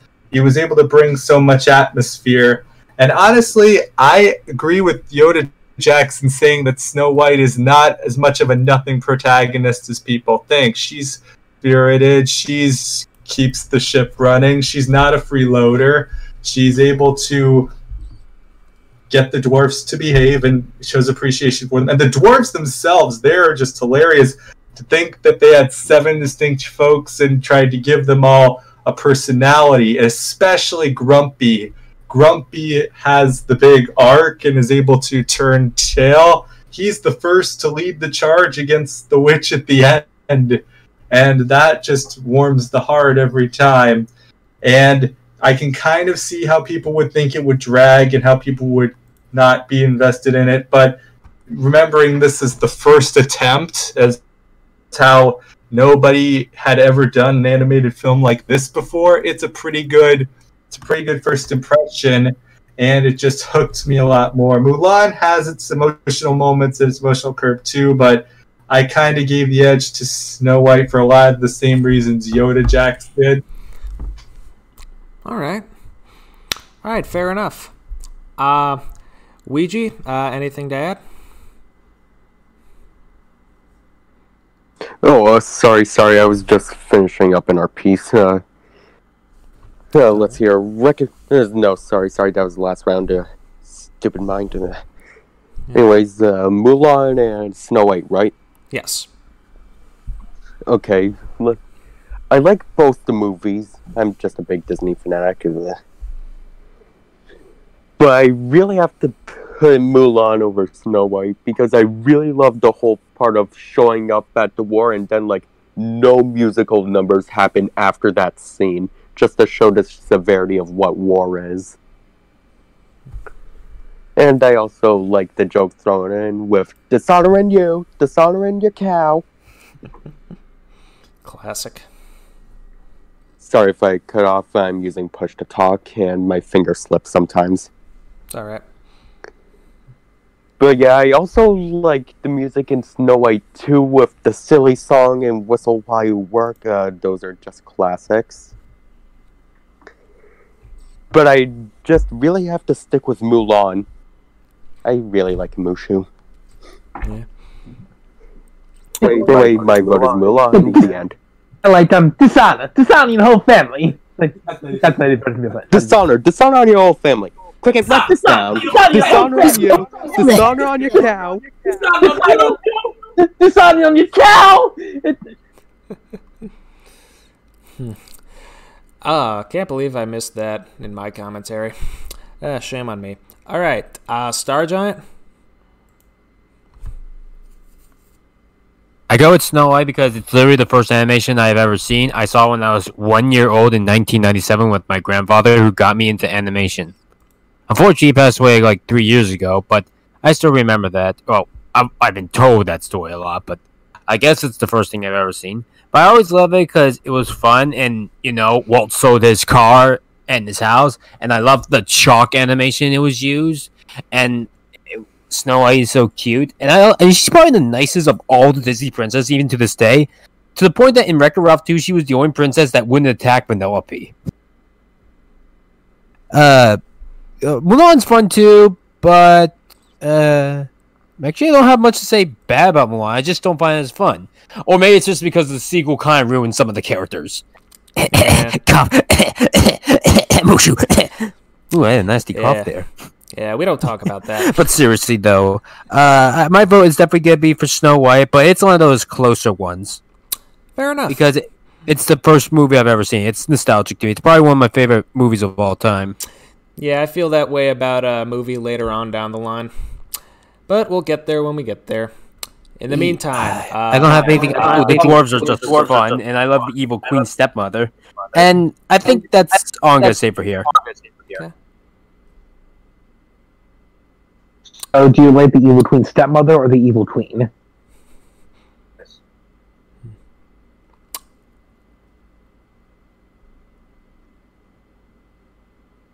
Are we moving on? All right, then. I guess so. All right, Ribbit, take it away.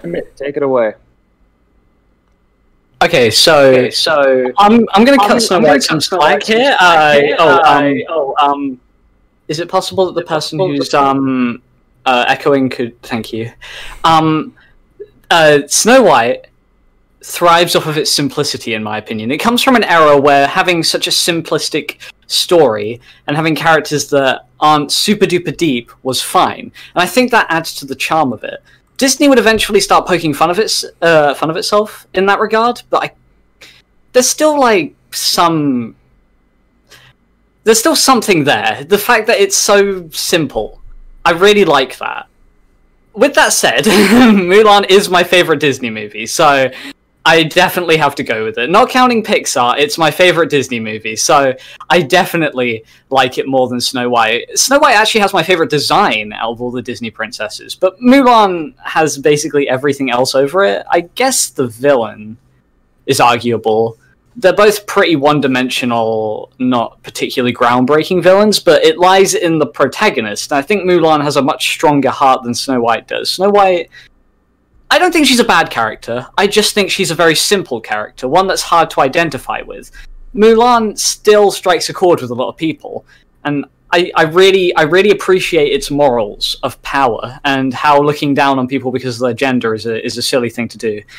It's an overall really strong movie. I could gush about it, but just like the animation, it's gorgeous. I love how it embraces Chinese culture. It's an amazing movie. It's my favorite Disney movie. I love it so much. Snow White is really good. I really appreciate it.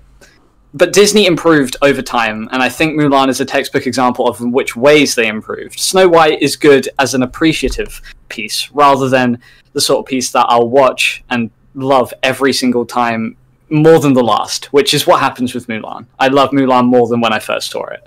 So yeah, I go with Mulan here. All right, wonderfully spoken. Raccoon Bro? Thank you very much. So, Mulan, I think it goes without saying, absolutely fantastic movie there. I'm really glad that you brought up, Nicholas, the mood whiplash scene, because what makes that one work over the one in, say, Bambi, is that it's deliberate. The whole point of it is that up to this point, these guys have been training, but they've only been training physically. They were not prepared for the actual horror of it.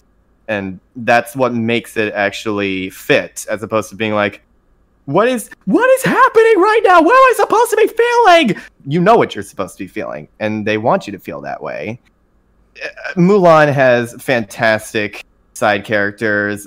All the scenes with her army buddies are absolutely fantastic. They're all three of them are a riot.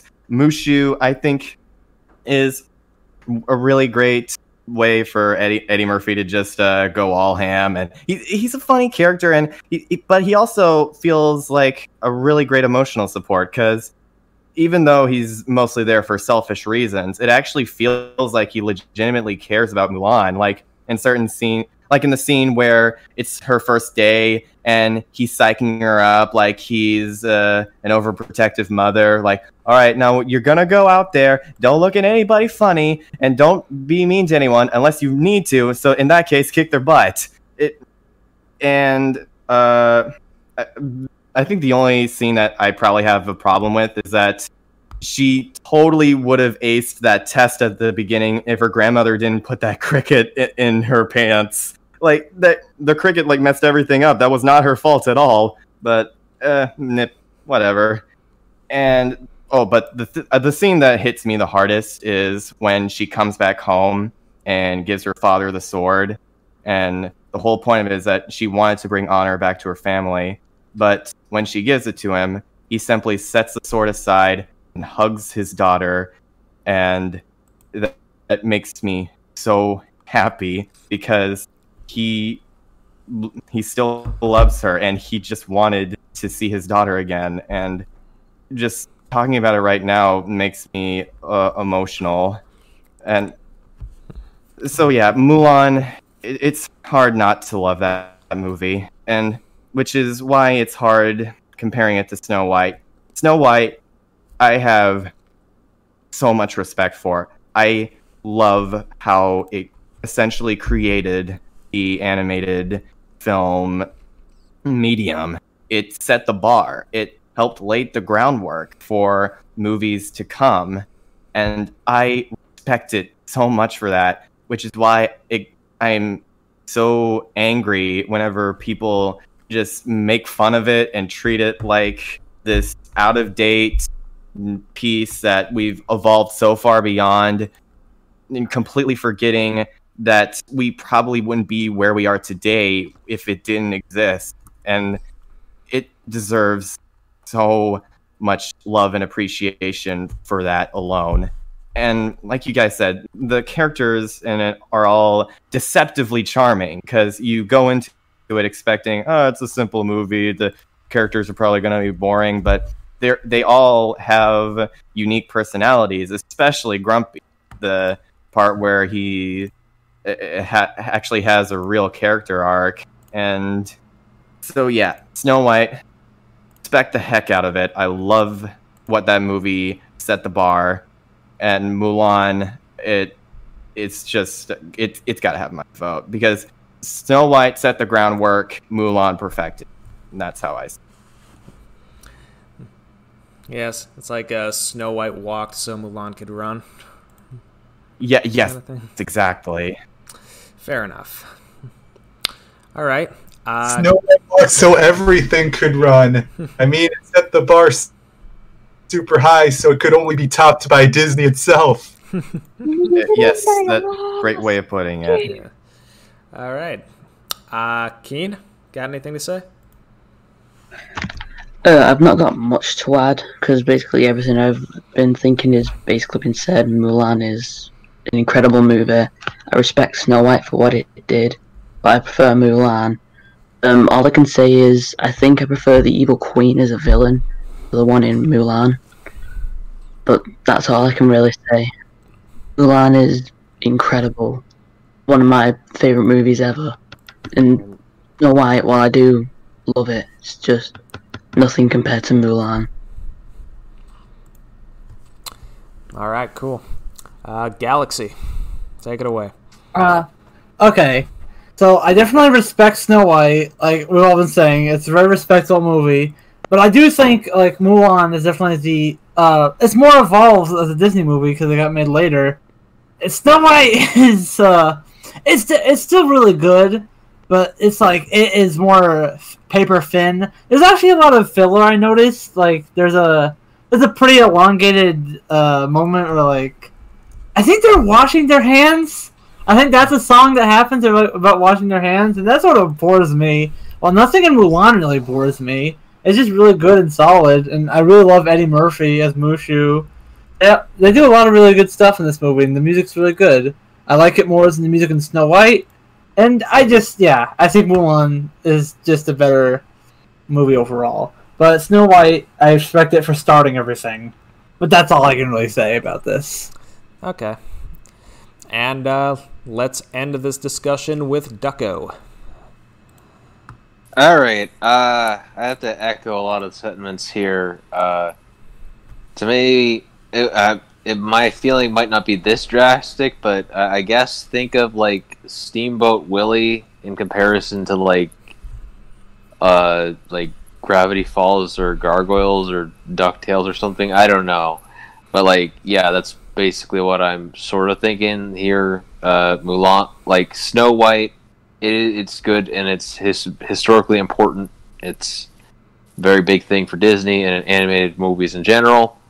But if I had to choose like which one I actually would want to watch more often, I have to stick with Mulan because like I like the setting a little bit. I like Mulan, the protagonist, and her arc and journey throughout the film.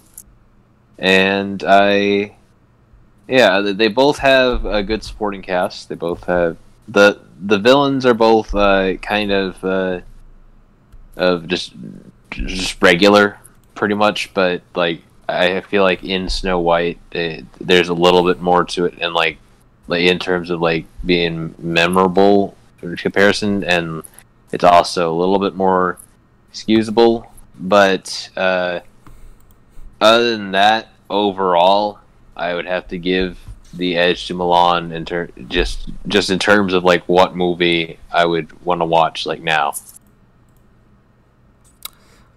All right. That made for some pretty interesting discussion for these movies. In fact, all of these matchups made for pretty interesting discussions. Decisions were pretty varied, and I really hope that's going to be a trend going forward because that's going to make the final results a lot more interesting once they're finally out. Yeah, and I think I kind of like this roundtable format because you got to hear what everyone had to say and you got to hear the variety of opinions. Right, and giving everyone the opportunity to speak their mind. Yeah, I really like that suggestion, Wesley. Thank you. No problem. I mean, with this many people, it would have been an absolute cacophony of just undecipherable gibberish. Oh, undoubtedly. Yeah, but I did